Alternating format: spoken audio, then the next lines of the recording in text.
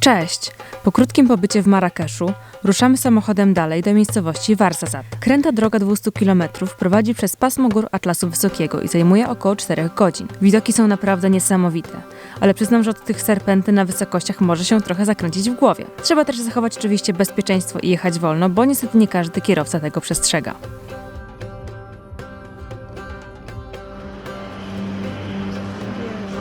Na trasie już trochę gorzej z rzeczami wege. Zaproponowano mi tylko sałatkę na stacji benzynowej.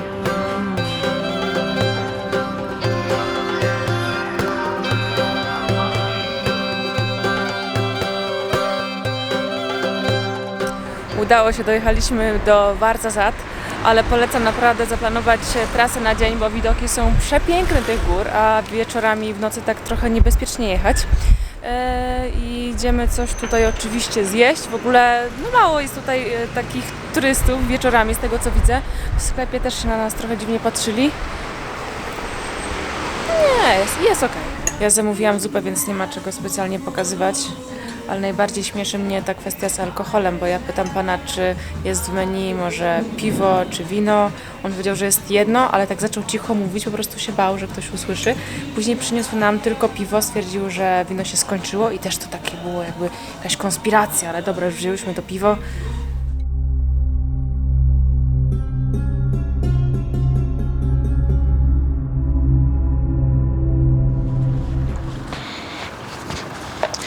Dzisiejszy poranek miał wyglądać zupełnie inaczej.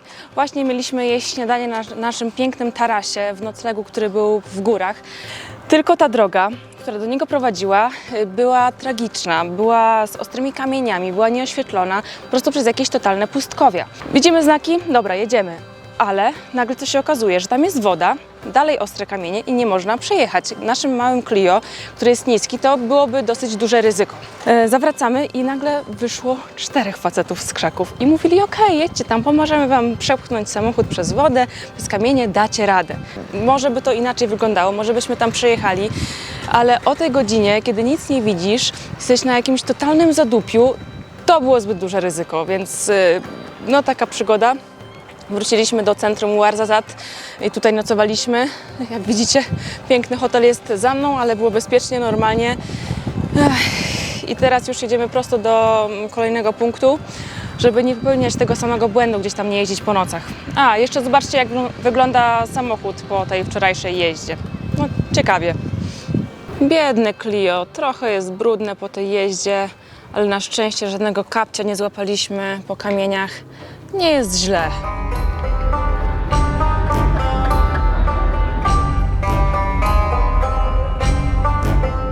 Ouarzazate jest nazywane takim marokańskim Hollywood, ponieważ tutaj kręcono wiele filmów, na przykład Asterixa i Obelixa, Wzgórza mają oczy, czy nawet Grę o Tron. Dzisiaj akurat Cela Studio jest zamknięte, ponieważ kręcą jakiś nowy film. Pan mi nie chciał powiedzieć jaki konkretnie, bo to jakaś tajemnica. Niedaleko jest jeszcze Atlas Studio, również podobne, i przyznam szczerze, że na zdjęciach jakoś nie zachwycały te studia, a też wejście nie jest tanie, jakieś 80 dirhamów, więc my akurat sobie podarujemy, bo wolimy zwiedzać naturę i widoki po prostu ludzi niż takie centrum sztuczne, tak? Wiadomo, że w filmie to inaczej wygląda, a samo tutaj studio posiada mało tych rekwizytów i ogólnie takich scenografii. A tu się ktoś przyciąga i pilnuje wejścia do Ain Bend Haddou.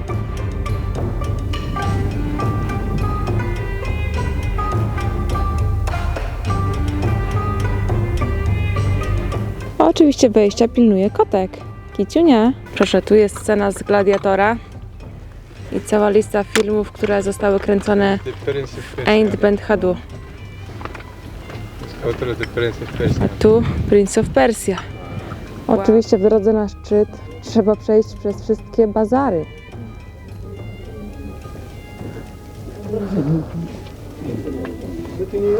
Szybko.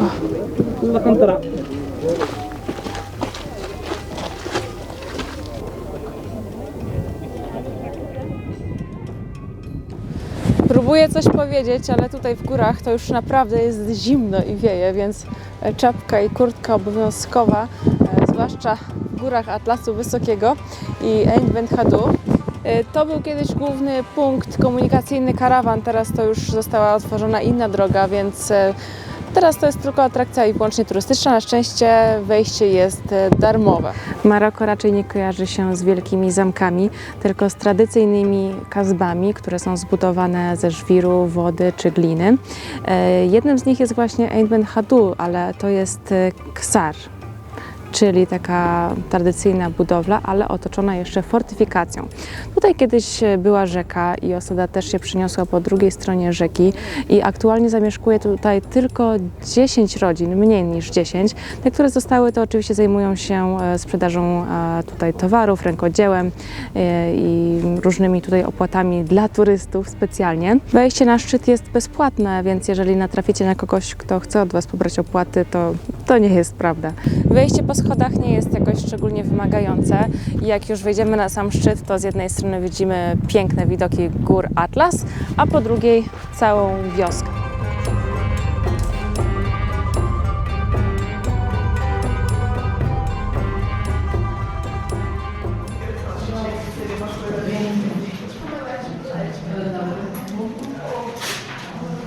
A dzisiaj, słuchajcie, dla odmiany zjem wegetariańskiego tadżina, czyli taki kociołek z marchewką, z ziemniakami, z oliwkami, pomidorem i chyba cukinią. Za taki zestaw tutaj w tej miejscowości turystycznej zapłacimy 120 dirhamów. Wcześniej, jak widzieliście, było mniej, 60-80. Taki zestaw składa się z zupy, tadżina, chlebka oraz deseru tutaj do podziału na 3 osoby. A ten tadżin to jakoś tak nie urywa tych 4 liter akurat tutaj. Knajpa nazywa się tak i naprawdę jej nie polecam. Największe wrażenie robi jednak ta trasa górska. To jest po prostu przepiękna trasa w Maroku, która się ciągnie i ciągnie od Marrakeszu do Ouarzazate, później do innych miast, aż na pustynię. A te pieski co tutaj robią? Co one robią w górach same? Tutaj nie ma żadnego miasta nawet w pobliżu.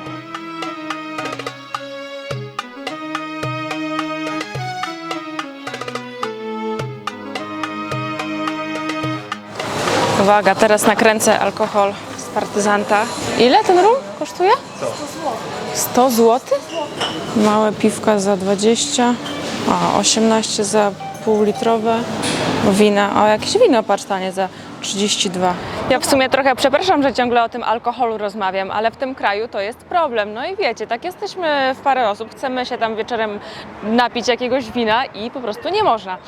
Wczoraj byliśmy w Carrefourze i okazało się, że tylko jest tam taki dział czynny do godziny 20, później zamykany i w ogóle te działy są takie osobne, zamurowane. Jak kupisz alkohol, to musisz go schować, żeby nie było widać, że w ogóle nosisz go na ulicy w jakiejś siatce i wychodzisz osobnym wyjściem ze sklepu.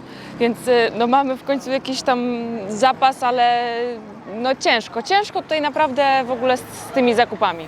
Po zrobieniu pierwszych zakupów 2 osoby jeszcze raz wróciły do sklepu, a ja zostałam sama w samochodzie. Pamiętacie pana, który miał pilnować porządku na parkingu przed sklepem? Otóż myślał, że nikogo nie ma w środku, więc oparł się o bagażnik i zaczął szarpać klamkę. Wyskakuję zaraz do niego i pytam, o co chodzi. On do mnie jeszcze wystawia rękę i mówi, że chce 50 dirhamów. No co za bezczelność. Za to, że nam chciał okraść samochód? Więc akurat Ouarzazate nie będzie mi się teraz dobrze kojarzyć.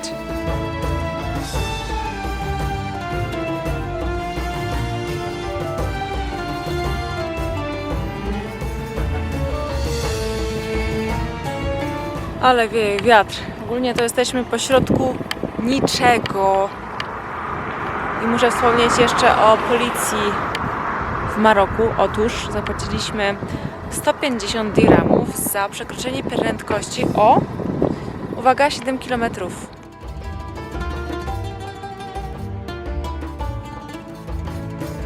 To jest nasz nocleg pod miejscowością Dingir. I nasz pokój. Proszę bardzo.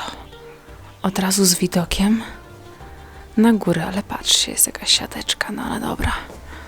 No i tak, widok jest ogólnie nieziemski. Akurat jest zachód słońca, złota godzina. Ktoś tam przechodzi przez rzekę. Wow, no ciekawie, przyznam. Pokój jest bardzo ciasny, ale są 2 łóżka I jakaś taka otwarta łazienka z zasłonką. Nie, no nie jest źle. Do miasta jednak jest kawałek, więc pójdziemy coś tutaj zjeść w okolicy. W ogóle jak przyjechaliśmy, to już jakiś chłopiec chciał od nas pieniądze po prostu za nic. Pytał, czy może wymienić euro na dirhamy, no ale wiadomo, że po prostu chciał pieniądze. Ludzie się dziwnie patrzyli, więc tak... No więc tak to wygląda, no wiecie. Ja ogólnie staram się nie przyjmować jakimiś takimi złymi opiniami, czy relacjami innych ludzi, że tu jest tak źle w Maroku, no ale jednak da się odczuć na sobie ten dziwny wzrok i to obserwowanie, tak? Więc mam nadzieję, że po prostu się nic złego nie stanie.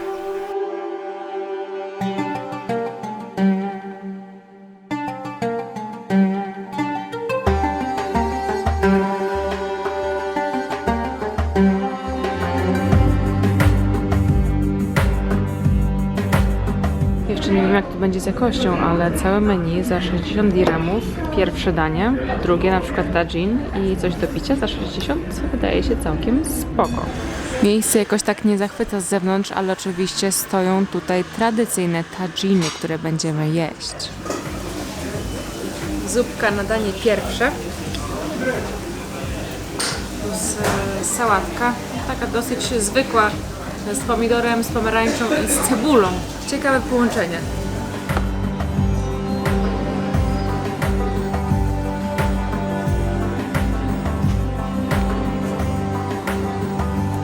Ja mam tradycyjny kuskus marokański z warzywami. No szczerze mówiąc, to nie jest jakoś tam dobrze przyprawiony.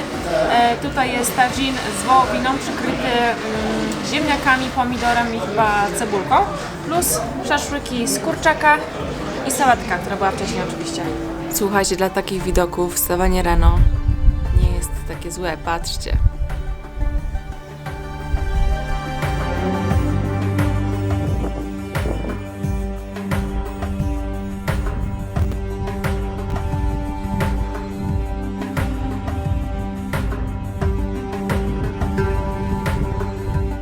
Cały domek, jak widać, też jest w takim starym stylu. Tu jest to wejście na dach, gdzie Wam już pokazywałam rano. Wszędzie w korytarzu, jak widać, też są tradycyjne berberyjskie dywany. Niezły klimat, naprawdę.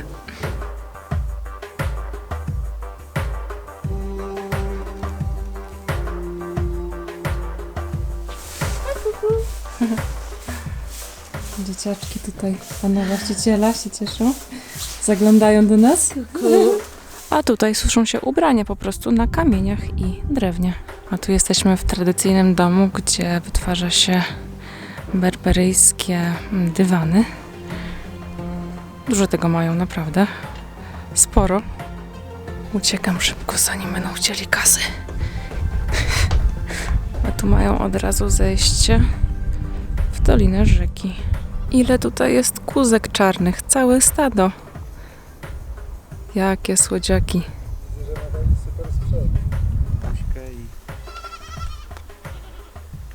Niedaleko miasta Tingir trafimy do wrót niesamowitych skał wąwozu Todra. A jak mogły powstać tak wysokie na 300 metrów skały, które teraz kuszą wszystkich alpinistów? Otóż kilkanaście milionów lat temu była tutaj rafa koralowa, a później została wypchnięta w górę w czasie formowania się Atlasu. Następnie, na skutek erozji przez okresową rzekę, zostały wydrążone skały. Również od jej nazwy Todra powstała nazwa wąwozu. Piłam jedzenie dla kotów, ale jak widzę takie biedne, chude pieski tutaj w tych skałach, no to też coś trzeba im dać. No trochę mało, ale zawsze coś.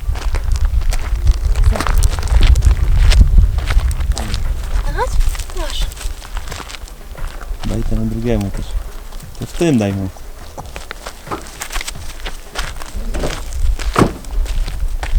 Nie mam już.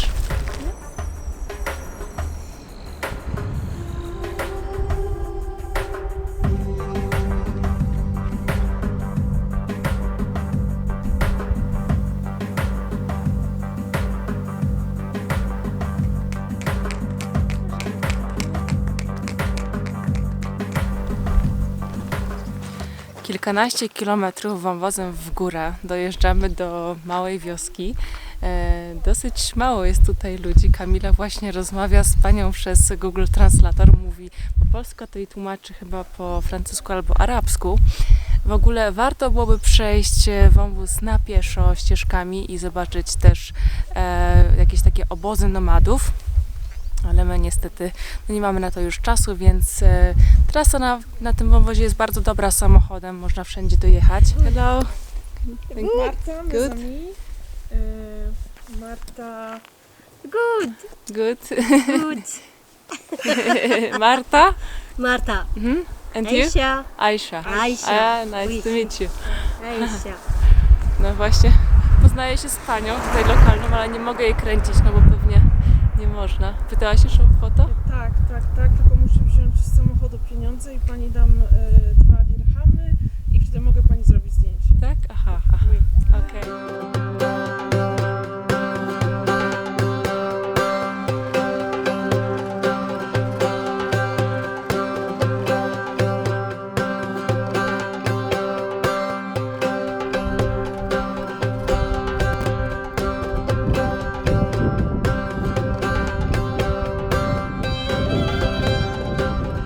Zatrzymaliśmy się w jakiejś wiosce w drodze do Mercugi, bo tutaj jest bankomat, ale już w ogóle ten wiatr pustynny daje o sobie znać.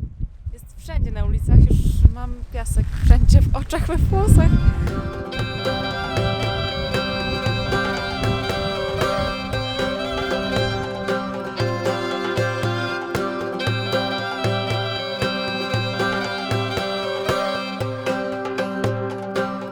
Chcemy nakręcić kozę, a pani już chce kasę od nas. No super, dziękuję bardzo.